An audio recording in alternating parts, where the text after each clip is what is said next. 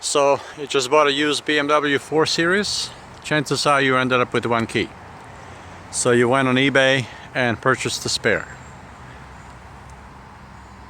I did just that, and let's see if I can program it and make it useful.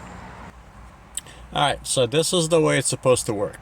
You're supposed to push the new key on this key slot here, and at the same time start the engine, or push the start button.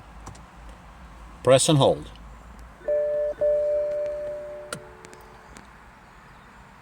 The dashboard says remote control engine will not start.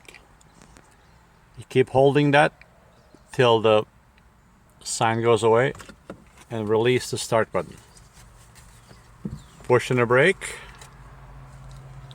push the start button, nothing. Alright.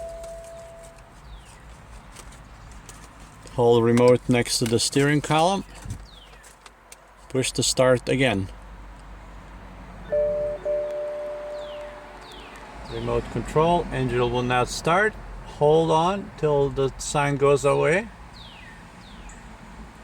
Okay, release. Okay, brake on the pedal again. Push the start button. Nothing. Push the key. Fob. Sign says remote control engine will not start. Even when that goes away. I go again. Push the start.